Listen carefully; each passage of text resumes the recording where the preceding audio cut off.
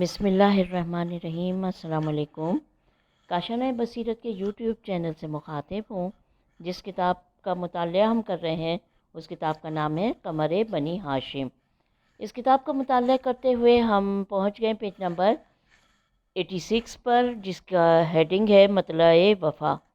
علم نفسیات میں یہ بات بطور مسلمات ذکر کی جاتی ہے کہ انسانی کردار کی تعمیر میں دو قسم کے عناصر کا کار فرما رہا کرتے ہیں: وراثت اور ماحول۔ وراثت کردار کے داخلی عناصر کی تشکیل کرتی ہے اور ماحول خارجی اثرات کی تعین کرتا ہے۔ یہ بات اس حد تک عام ہو چکی ہے کہ اس کے لیے کسی دلیل اور برہان کی ضرورت نہیں ہے۔ آئے دن کے تجربات اور صبح و شام کے مشاہدات اس بات کے زندہ گواہ ہیں کہ وراثت و ماحول انسانی زندگی پر کس قدر اثر انداز ہوا کرتے ہیں۔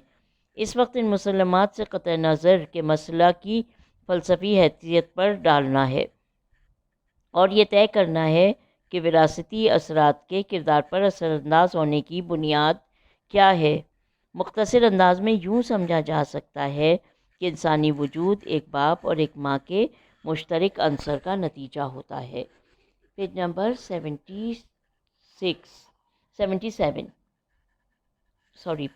87۔ اِنَّا خَلَقْنَا الْإِنسَانَ مِن نُطْفَةٍ أَمْشَاجٍ۔ ہم نے انسان کو ملے جلے نطفہ سے پیدا کیا ہے، اور یہ عنصر براہ راست عالم وجود میں نہیں آتا، بلکہ اس کی تشکیل بھی اس خون سے ہوا کرتی ہے جو ہم آدم انسان کی رگوں میں دوڑا کرتا ہے، جس کی مسلسل گردش سے یہ سلسلہ حیات قائم و دائم ہے۔ خون کا وجود بھی کوئی غیبی وجود نہیں ہے، بلکہ یہ بھی ان غذاؤں کا نتیجہ ہے جو انسان کے شکم میں جانے کے بعد تحلیل ہوا کرتی ہیں اور مختلف منزلوں سے گزرنے کے بعد خون کی شکل اختیار کر لیتی ہیں۔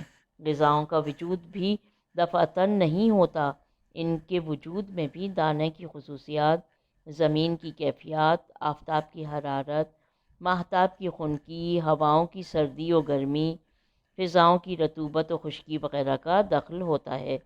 اتنے مراحل سے گزرنے کے بعد دانہ وجود میں آتا ہے، اور دانے کی چند منازل طے کرنے کے بعد غذا کی شکل پیدا ہوتی ہے۔ غذا انسانی شکم کی مشین میں تحلیل ہوتی ہے تو خون بنتا ہے، اور خون مخصوص قوانین کے تحت رنگ بدلتا ہے تو نطفہ کی تشکیل ہوتی ہے۔ انسانی وجود کے لیے اتنے مراحل بھی کافی نہیں ہیں۔ یہ مرحلے تو طرفین میں مادہ حیات کی تشکیل کے سلسلے میں پیش آتے ہیں۔ جدید مخلوق کی پیدائش میں کچھ مراحل اور باقی رہ جاتے ہیں۔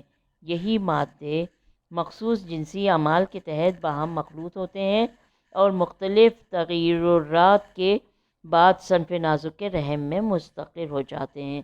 ظاہر ہے کہ باہمی اختلاط کے بعد ان خصوصیات کا وارد ہو جانا ناممکن ہے کہ جو ابتدائی طور پر پائے جاتے ہیں۔ Page number 88۔ خالص مادے کے اثرات اور ہوتے ہیں اور مخلوط مادے کے اثرات اور۔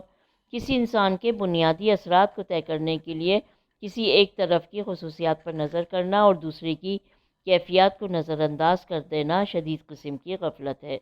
اختلاط کا ایک واضح اثر یہ ہوتا ہے کہ جس مادے کے جراثیم غالب ہو جاتے ہیں وہ باقی رہ جاتا ہے، اور پھر دوسرے کے اثرات تقریباً ختم ہو جاتے ہیں یا کم از کم دب کر رہ جاتے ہیں۔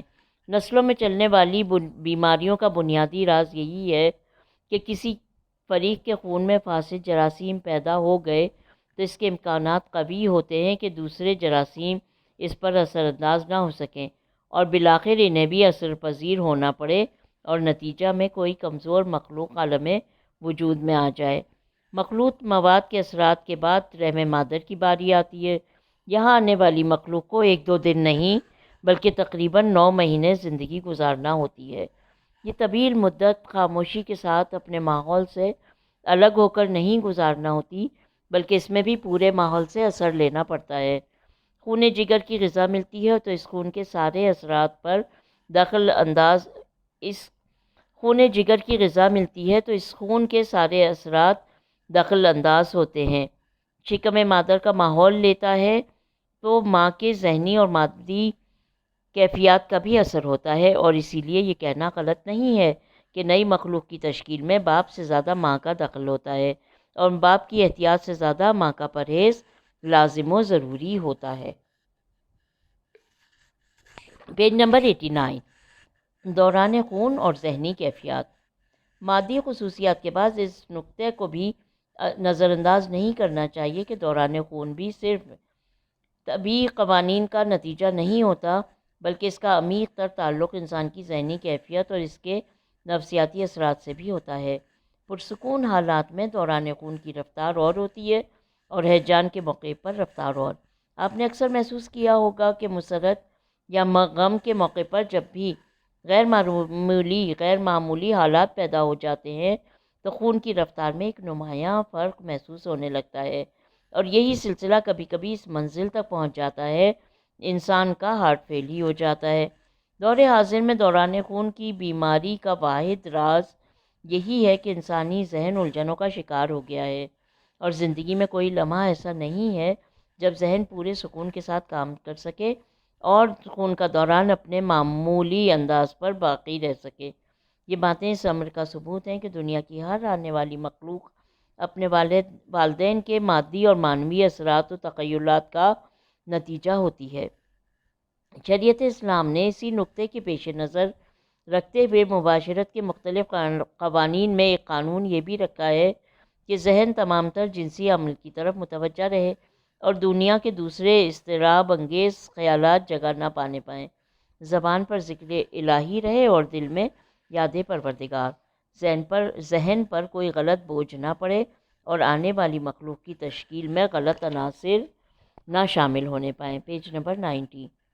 کھلی ہوئی بات ہے کہ ان خصوصیات میں اکثر باتوں کا معصومین کی تخلیق سے کوئی تعلق نہیں ہے، اس لیے انہیں محل کلام سے الگ کرنے کے بعد مسئلہ تخلیق پر نظر کرتے ہوئے یہ کہنا پڑتا ہے کہ نیک صورت و نیک سیرت اولاد کی تخلیق میں صرف مقدر کا دخل نہیں ہوتا، بلکہ وہ بھی ایک قسم کی تدبیر کا نتیجہ ہوتی ہے۔ یہ اور بات ہے کہ عام ذہن اس تدبیر کی طرف متوجہ نہیں ہوتے اور اپنی تدبیر کی غلطی کو تقدیر کی طرف منسوب کر دیتے ہیں۔ عالم تدبیر میں ایسے انسان کم ہی ملیں گے جو عقد کی ابتدائی منزلوں سے لے کر عمل کی آخری منزلوں تک ان تمام شرائط و ضوابط کا لحاظ رکھتے ہوں جو ایک صالح اولاد کے لیے ضروری ہوتی ہے۔ جنسی ہیجان، معاشرتی اضطراب، حالات کا دباؤ، مسائل حیات کا الجھاؤ انسان کو جملہ قوانین سے غافل بنا دیتا ہے اور نتیجے میں تدبیر کا مسئلہ تقدیر کے حوالے ہو جاتا ہے۔ اس مقام پر یہ واضح کر دینا ضروری ہے کہ اکثر محتاط اور متقی افراد کے یہاں بھی بصیرت اور بدصورت اولاد کا پیدا ہو جانا اس قانون کے غلط اور باطل ہونے کی دلیل نہیں ہے۔ تخلیق کا تعلق کسی ایک فریق سے نہیں ہوتا، اس کا تعلق دونوں فریق سے ہوتا ہے، اور ممکن ہے کہ فریق دویم اس قدر محتاط و پرہیزگار نہ ہو جس قدر احتیاط و پرہیزگاری ایسی پاکیزہ امانت کے تحفظ کے لیے ضروری ہوتی ہے۔ اس کا واضح ثبوت یہ ہے کہ قرآن کریم نے جہاں پسر نوح کی بدنفسی کا ذکر کیا ہے وہیں زوجہ نوح کی خیانت کا بھی تذکرہ کر دیا ہے، تاکہ دنیا کو معلوم ہو جائے کہ یہ باپ کی عدم احتیاط کا نتیجہ نہیں ہے بلکہ ماں کی نفسیاتی خیانت کا اثر ہے۔ Page number 91۔ اس سے بالاتر ایک مسئلہ یہ بھی ہے کہ خود معصوم کے لیے بھی ہمہ وقت یہ ضروری نہیں ہے کہ وہ جب بھی کوئی رشتہ ازدواج قائم کرے تو اپنے شایان شان کائنات کی سب سے زیادہ متقی اور پرہیزگار عورت سے ہی رشتہ قائم کرے۔ معصوم عالم ظاہر میں ان قوانین کا پابند ہوتا ہے جو قوانین عام امت کے لیے نافذ کیے جاتے ہیں۔ اس کے رشتہ ازدواج میں بھی آنے والی نسل کے علاوہ بے شمار سیاسی، سماجی، معاشی مسائل کا دخل ہوتا ہے۔ وہ کبھی اسلام کے سیاسی مسائل کے پیش نظر عقد کرتا ہے اور کبھی سماجی اور معاشی مسائل کو حل کرنے کے لیے۔ سرکار دو عالم کی متعدد شادیوں کے پس منظر میں بھی یہی مصالح کام کر رہے تھے۔ کہیں دشمن کی تالیف قلب کے لیے عقد کیا گیا تو کہیں بیواؤں کی پرورش کے لیے، کہیں قوم و ملت کی تعلیم و تربیت کے لیے ازدواج تھا تو کہیں مصالح عامہ کے تحفظ کے لیے۔ اس منزل پر یہ تصور ہی غلط ہے کہ ام حبیبہ کو گھرانے کے اعتبار سے خدیجۃ الکبریٰ جیسا ہونا چاہیے، اس لیے کہ دونوں کے عقد کی بنیادیں ایک نہیں ہیں تو دونوں کے حالات ایک جیسے کیسے ہوں گے؟ ختیجہ سے عقد سلسلہ نسل کو قائم کرنے کے لیے کیا گیا تھا، اور حبیبہ سے عقد دوسرے مصالح اسلام کی بنا پر تھا۔ قیام نسل کے ازدواج میں ان تمام باتوں کا لحاظ ضروری ہوتا ہے جو عام رشتوں میں درخو آتنا نہیں ہوتی، جس کا مطلب یہی ہے کہ معصوم بھی بلند و بالا خاتون کا انتخاب اسی وقت کرتا ہے جب اس کے ذریعے کسی خاص فرزند کو عالم وجود میں لانا ہوتا ہے، ورنہ عام حالات میں اس قدر شدت انتظام کی ضرورت نہیں ہوتی۔ پیج نمبر 92، امتیازی وجود۔ جناب عباس علیہ السلام کا سب سے بڑا امتیاز یہی ہے کہ ان کا وجود ایک مقصدی وجود تھا۔ امیر المومنین نے ان کی والدہ گرامی سے عقد عام ازدواجی مصالح کے تحت نہیں کیا تھا، بلکہ اس کا ایک خاص مقصد تھا جس کے لیے آپ نے اس اہتمام سے رشتہ قائم کیا تھا۔ ظاہر ہے کہ جب معصوم کے پیش نظر کوئی اہم مقصد ہوگا تو وہ اس کی تکمیل کے لیے وہ تمام انتظامات بھی کرے گا جو عام انسان نہیں کر سکتا۔ جناب عقیل سے مشورہ کرنا بھی اسی اہتمام کے اظہار کے لیے تھا کہ یہ عقد عام رشتوں سے ایک جداگانہ حیثیت رکھتا ہے۔ امیر المومنین کی حیات طیبہ میں جناب ام البنین کے عقد سے قبل اور جناب ام البنین کے عقد کے بعد بھی متعدد رشتوں کا تذکرہ ملتا ہے، لیکن کسی رشتے میں جناب عقیل کے مشورے کا ذکر نہیں، تو اس کا مطلب یہ ہے کہ جناب عقیل کل تک نصاب قریش نہ تھے اور آج ہو گئے ہیں، یا امیر المومنین پہلے ان کی رائے پر اعتماد نہ تھا اور آج پیدا ہو گیا ہے، یا اس رشتے کے اعلان میں کوئی خاص مصلحت ہے جو کل تک نہ تھی۔ ظاہر ہے ایسا کچھ نہ تھا، بات صرف یہ تھی کہ مولائے کائنات اپنے عقد کے اہتمام کو تاریخ کے صفحات میں محفوظ کرا دینا چاہتے تھے، اور آپ کا مقصد یہ تھا کہ آنے والی نسلیں یہ محسوس کریں کہ یہ عقد عام رشتوں سے ایک جداگانہ حیثیت رکھتا ہے اور اس کا سلسلہ مخصوص مصالح کے تحت قائم ہوا ہے۔ Page number 93۔ اس کے بعد جب انسان ان مصالح پر غور کرے گا اور مولائے کائنات کے ایک فرزند شجاع کی خواہش سامنے آئے گی تو آنے والے فرزند کی عظمت و اہمیت خود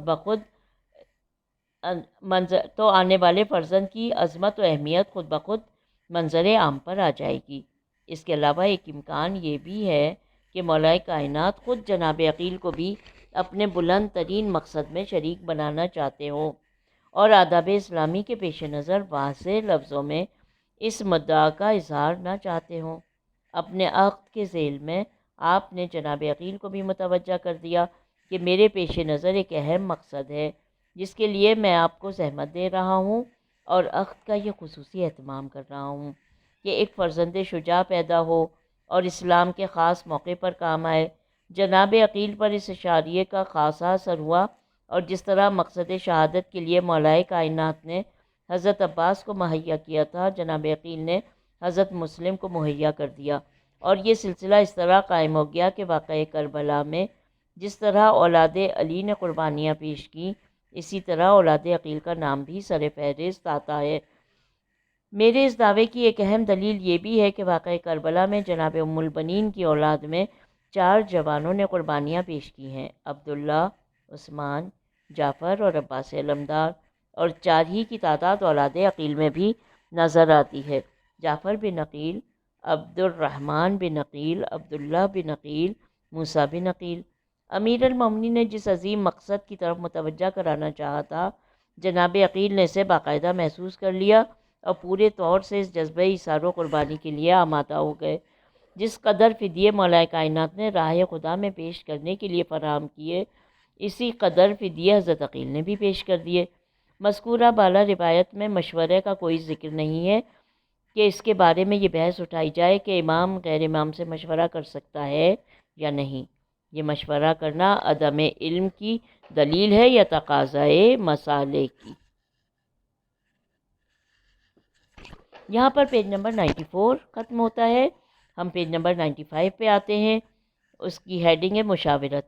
دین اسلام کے اجتماعی قوانین میں ایک قانون یہ بھی ہے کہ انسان کو اپنے دنیاوی معاملات میں استبداد و استقلال سے کام نہیں لینا چاہیے، اور جہاں تک ممکن ہو دوسرے افراد سے مشورہ بھی کرنا چاہیے۔ مشورہ کے بارے میں کثرت روایت کی ایک مصلحت یہ بھی ہے کہ شاید اس طرح پروردگار عالم کسی زبان پر حقیقت کو جاری کر دے اور مشورہ کرنے والا اس سربستہ راز تک پہنچ جائے جہاں تک اپنی مستقل رائے کا پہنچنا ممکن نہ تھا۔ دوسری اہمیت یہ ہے کہ شریعت اسلام نے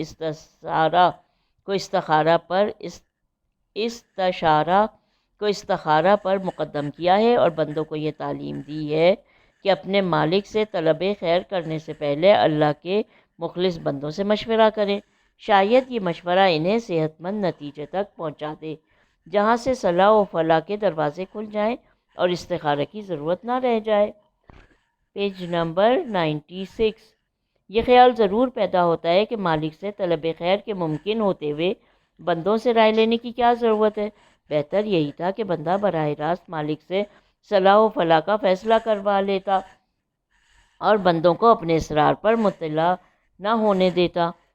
لیکن اس توہم کا واضح حل یہ ہے کہ استخارہ تسبیح ہو یا تفاعل قرآن حکیم کسی بھی مرحلے پر مالک کائنات براہ راست سامنے آ کر اپنی رائے نہیں بیان کرتا۔ اس نے ایک طریقہ بتا دیا ہے کہ اس طرح میری رائے دریافت کی جا سکتی ہے۔ اب اگر اس کی مشاورت کا راستہ بھی بتا دیا ہے اب اگر اس نے مشاورت کا راستہ بھی بتا دیا ہے تو مشاورت کے نتیجے میں سامنے آنے والی رائے بھی ایک قسم کے استخارہ ہی کی رائے ہوگی اور زبان مومن کو تسبیح کے دانوں ہی کا درجہ دیا جائے گا۔ مشاورت کی یہی اہمیت تھی کہ مالک کائنات نے خود حضور سرور کائنات کو حکم دیا، شاورہم فی الامر، پیغمبر آپ ان لوگوں سے مشورہ کیا کریں۔ ظاہر ہے کہ رسول اکرم صلی اللہ علیہ وسلم اپنے علم کی بنا پر ان کے علم کے محتاج نہ تھے اور نہ اپنے مالک سے استحصال کی بنا پر کسی دوسرے کی رائے کے پابند تھے، لیکن اس کے باوجود مالک نے ہی مشورہ کا حکم دے دیا، جس کا صاف مطلب یہ ہے کہ اجتماعی زندگی میں مشاورت ضروری ہے اور استقلال کسی طرح بھی مالک کو پسند نہیں ہے۔ یہ اور بات ہے کہ مشاورت کا تعلق دنیاوی امور سے ہے جہاں بندوں کو رائے دینے کا حق ہے اور صاحب ضرورت کو رائے لینے کا حق، ورنہ مذہب کے تعلیمات اور دین کے اصول میں کسی مشورے کا کوئی سوال نہیں ہوتا۔ Page number 97۔ خلافت و امامت دین کا مسئلہ ہے اور اس میں کسی مشاورت کا گزر نہیں ہے۔ دوسرے مسائل میں مشاورت کرنے میں کوئی حرج نہیں ہے، وہ ایک اجتماعی ضرورت ہے جس کی تکمیل ہر فرد و بشر کا فرض ہے۔ یہ سوال ضرور رہ جاتا ہے کہ مرکز وحی شخصیت کو کسی کے مشورے کی کیا ضرورت ہے اور اسے اس مشورے سے کیا حاصل ہوگا، لیکن اس کا جواب بھی دو طریقوں سے دیا جا سکتا ہے۔ پہلی بات تو یہ ہے کہ یہ اشکال مالک کے امتحان اور ابتلاء پر بھی وارد ہو سکتا ہے کہ خدا اپنے بندوں کا امتحان کیوں لیتا ہے۔ کیا اسے اپنے بندوں کی واقعی حیثیت معلوم نہیں ہے کہ امتحان کے ذریعے دریافت کرنا چاہتا ہے، یا ان کے حالات سے باخبر ہوتے ہوئے بھی امتحان لینا چاہتا ہے؟ اگر اس مقام پر یہ فرض کیا جائے کہ مالک حالات سے باخبر ہے لیکن بندوں پر اتمام حجت کرنا چاہتا ہے، تو نبی اور امام کے مشورے کے بارے میں بھی یہی کہا جا سکتا ہے، اور اس مشورے کا مفہوم بھی یہی ہوگا کہ نبی یا امام امت کو اس نقطے کی طرف متوجہ کرنا چاہتا ہے کہ ایسے اہم مسائل میں تمہارا انداز فکر کیا ہے اور نتیجے میں تمہاری فکر کس قدر صائب و صحیح ثابت ہوتی ہے۔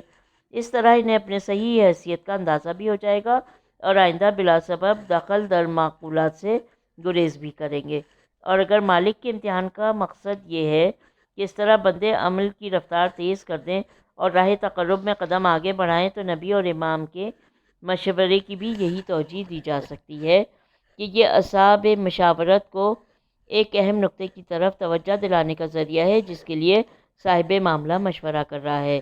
Page number 98۔ مقصد یہ ہے کہ اگر صاحب معارف اور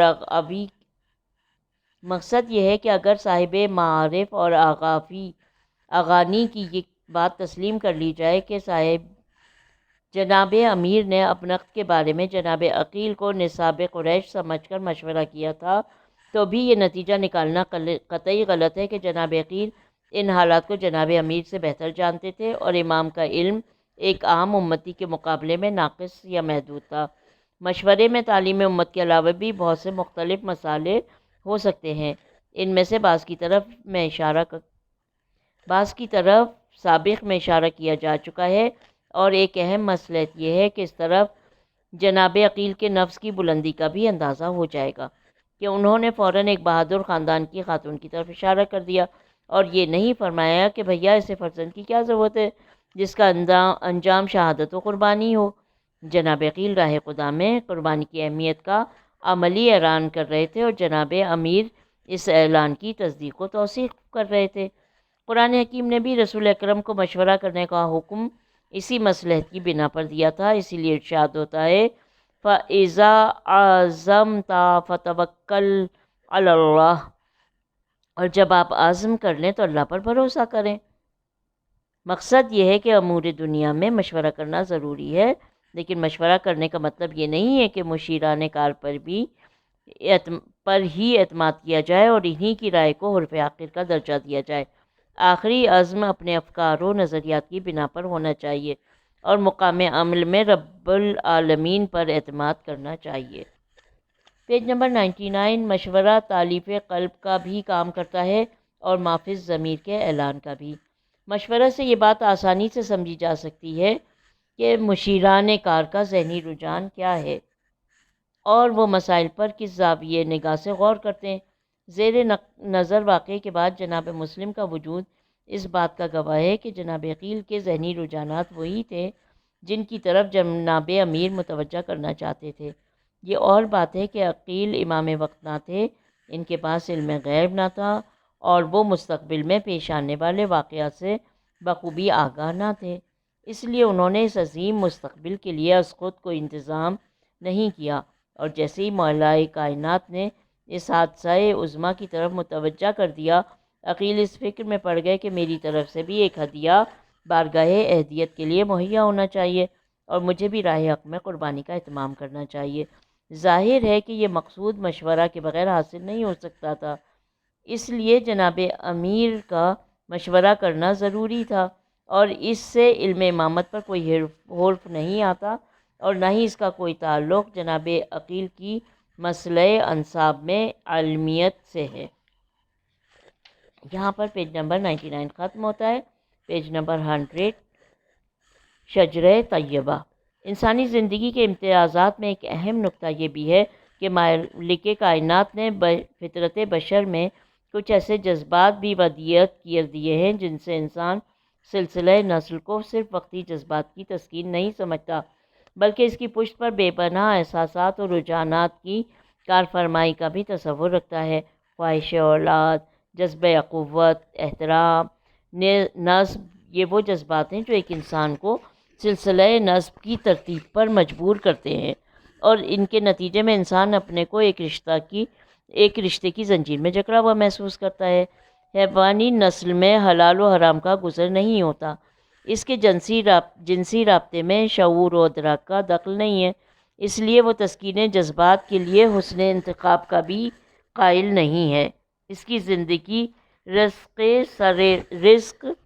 سر راہ پر گزرتی ہے، نہ وہ کسب معاش کا قائل ہے، نہ تسکین جذبات کا۔ Page number 101۔ سر راہ افتادہ غذائیں اس کی معاشیات کا حل ہیں، اور غیر شعوری تسکین اس کے جذبات باطن کا علاج۔ انسانی زندگی اس سے بالکل مختلف ہے، اس کے جذبات و احساسات بھی ہیں اور رشتہ و قرابت کے خیالات بھی۔ وہ نسل و نسب کا بھی قائل ہے اور سماجی جکڑ بند کا بھی۔ وہ زندگی کی راہ و چاہ سے بھی باخبر ہے اور نسلی اثرات کی کارفرمائی سے بھی۔ اسی لیے ہر حسن و قبیح کے پس منظر میں اس کی جڑیں تلاش کرنے کا عادی ہے، اور ظاہر سے باطن کا سراغ لگانا اس کا طرز امتیاز ہے۔ شجرہ نسب کی اہمیت بھی انہی انسانی جذبات، یہاں پر انہوں نے نمبر 1 ڈالا ہے اور نیچے اس کی تشریح بیان کی ہے، وہ میں آپ کو پڑھ کے سناؤں گی۔ انہی انسانی جذبات کا نتیجہ ہے۔ تشریح کی بیان کرتے ہوئے کہتے ہیں علامہ محمد امین بغدادی نے سبائق الذہب کے مقدمے میں علم الانصاب کی اہمیت پر تبصرہ کرتے ہوئے فرمایا ہے کہ نسب ازدواج کے مسئلے میں کفو کے تعین کا کام آتا ہے، جیسا کہ امام شافعی کا ارشاد ہے کہ قریش کے دوسرے قبائل ہاشمی اور مطلبی کے کفو نہیں ہیں، غیر قریشی قریش کا کفو نہیں ہے۔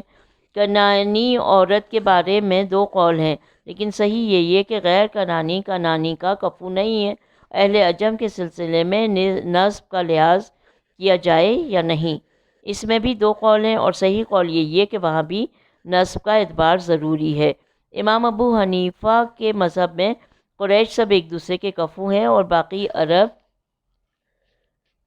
آپس میں ایک دوسرے کے کفو ہیں۔ اس میں کوئی شک نہیں کہ اسلام نے بعض وجوہ و اسباب کی بنا پر بعض انساب کو بعض پر فضیلت دی ہے اور سادات کو غیر سادات پر مقدم کیا ہے، لیکن اس کا رشتہ ازدواج سے کوئی تعلق نہیں ہے۔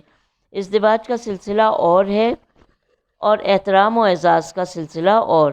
ازدواج کے لیے اسلام کا ایک قانون ہے کہ ایک مسلمان دوسرے مسلمان کا کفو ہے، اس سے زیادہ کسی شے کا مطالبہ صحیح نہیں۔ نسلی امتیاز احترام کی حدوں میں درست ہے، لیکن اس کے آگے اسلامی آئین کی توہین و تحقیر بن جاتا ہے۔ Page number 102۔ نسلی اثرات اس حد تک راسخ ہے کہ ایک زمانے میں انسان جانوروں تک کا شجرہ مرتب کیا کرتا تھا، اور اس کا خیال تھا کہ اس نسل کا جانور اصیل ہوتا ہے اور اس نسل کا غیر اصیل۔ ظاہر ہے جب حیوانی زندگی میں نسلی آثار ہو سکتے ہیں تو انسانی حیات تو بہرحال ان نتائج کی پابند ہے، اور اس میں ان حالات کا پیدا ہو جانا بہر صورت ناگزیر ہے۔ مولا کائنات نے جناب عقیل سے گفتگو کے دوران انہی نسلی اثرات کی اہمیت کی طرف اشارہ کرتے ہوئے فرمایا تھا کہ ایک بہادر خاندان کی عورت سے عقد کرنا چاہتا ہوں، اور جناب عقیل نے اسی نقطہ کی تائید کی تھی کہ عرب میں ام البنین کے بزرگوں سے زیادہ بہادر اور مرد میدان کوئی قبیلہ نہیں۔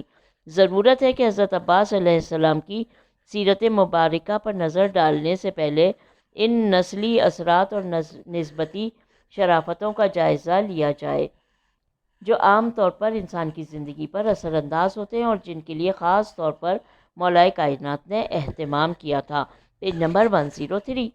حضرت عباس کا آبائی سلسلہ نہایت درجہ واضح و درخشاں ہے۔ آپ حضرت علی علیہ السلام کے لال اور حضرت ابو طالب کے پوتے تھے، عبد المطلب کی جان اور ہاشمی خاندان کے چشم و چراغ تھے۔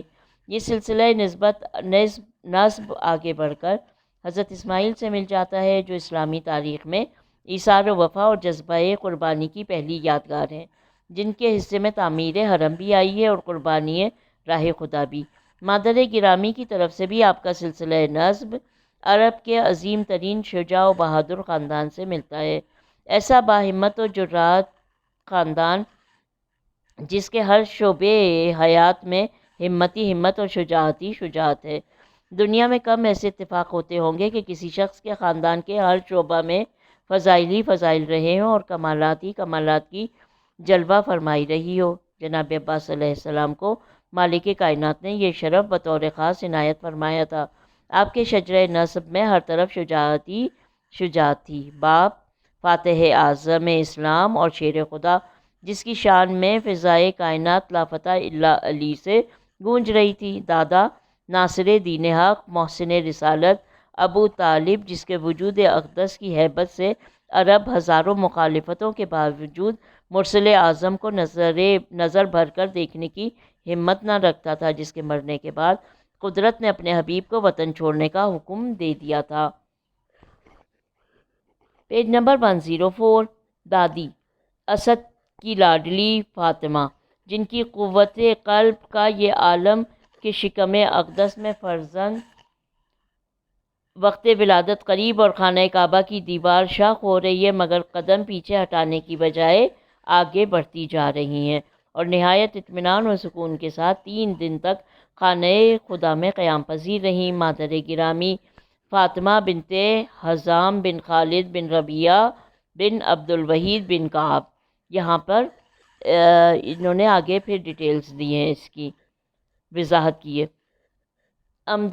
امدت الطالب میں آپ کا اس میں گرامی یعنی مادر گرامی جناب فاطمہ بنت حزام کی جو ان کا شجرہ ہے، ان کی ڈیٹیلز ہیں، وہ آپ یہاں پر دی ہوئی ہیں۔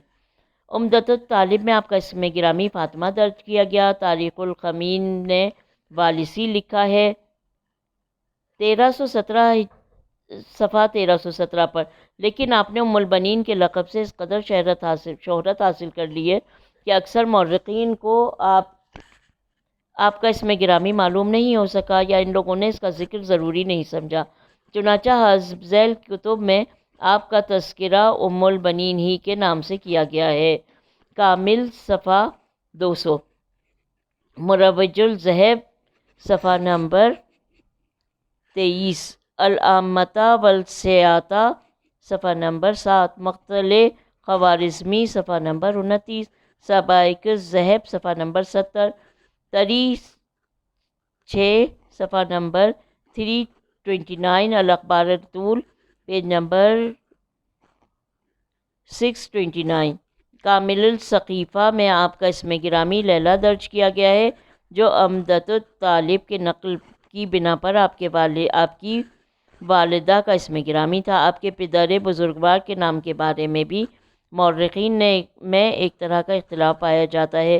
کامل ابن اسیر العامة والسیاستہ اور مروج الذہب نے حرام را سے نقل کیا ہے، لیکن علامہ مکرم نے کامل کو حرام کے حوالے میں نقل کیا ہے، حزام کے حوالے میں نقل کیا ہے۔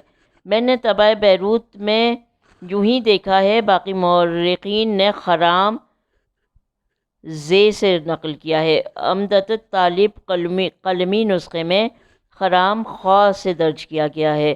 یہ نسخہ خدا بخش لائبریری میں موجود ہے۔ مقاتل الطالبین ابو الفرج اصفہانی، ناسخ التواریخ 3 صفحہ 703، پیج نمبر 105۔ اب یہاں پر ان کا آگے ڈیٹیلز اور لکھی ہیں۔ مادر گرامی فاطمہ بنت حزام بن خالد بن ربیعہ بن الوحید بن کعب بن عامر بن کلاب بن ربیعہ بن عامر بن معصا بن معاویہ بن بکر بن حوازن، جن کا آبائی سلسلہ حزام سے شروع ہو کر حوازن تک پہنچتا ہے اور مادری سلسلے میں درج ذیل نام آتے ہیں۔ آپ کی والدہ ثمامہ بنت سہیل بن عامر بن مالک بن جعفر بن کلاب، ان کی والدہ عمرہ بن الطفیل بن مالک الحزم بن جعفر بن کلاب، ان کی والدہ کبسہ بن عروہ الرحال بن جعفر بن کلاب، ان کی والدہ ام الخشف بنت ابی معاویہ فارس الحرار بن عبادہ بن عقیل بن کلاب، ان کی والدہ فاطمہ بنت جعفر بن کلاب، ان کی والدہ عاتکہ بنت شمس بن عبد مناف بن قزی، ان کی والدہ آمنہ بنت وہب بن امیر بن نصر بن تعین بن الحرث بن ثعلبہ بن زردان بن اسد بن خریمہ، ان کی والدہ بنت جمد بن زبیعہ الاغر بن قیس بن ثعلبہ بن عاقیہ ابن صعب بن علی بن بکر بن وائل بن ربیعہ بن نزار، ان کی والدہ بنت ملک بن قیس بن ثعلبہ، ان کی والدہ بنت ذی الراسین خشین بن ابی اسم بن سما بن فزارہ، ان کی والدہ بنت عمر بن سرما بن عوف بن سعد بن زبیان بن نعیس بن الریس بن بن غطفان۔ آپ کے ننیالی بزرگوں میں عامر بن ملک بن جعفر بن کلاب ملعب السنا کے لقب سے مشہور تھے، اور ان کی شجاعت کی وہ دھاک بیٹھی ہوئی تھی کہ ان کو نیزوں سے کھیلنے والا کہا جاتا تھا۔ Page number 106۔ آپ کی نانی کے بھائی عامر بن طفیل بن مالک بھی اشجی عرب تھے۔ ان کی شجاعت کا یہ عالم تھا کہ قیصر روم کے پاس جب کوئی عرب آتا تھا تو وہ پہلا سوال یہ کرتا تھا کہ تمہارا عامر سے رشتہ کیا ہے؟ اگر کوئی رشتہ نکل آتا تھا تو بے حد احترام کرتا تھا، ورنہ قابل توجہ بھی نہیں سمجھتا تھا۔ آپ کے بزرگوں میں ایک نام عروہ رحال کا بھی آتا ہے، جنہیں رحال اسی وجہ سے کہا جاتا ہے کہ اکثر و بیشتر ان کی آمد و رفت سلاطین اور امراء کے پاس رہا کرتی تھی، اور بادشاہان وقت ان کا کافی احترام کیا کرتے تھے۔ انہی بزرگوں میں طفیل کا نام بھی ہے، جو ملائب آسا کے بھائی اور شجاعت و جوانمردی میں شہرۂ آفاق تھے۔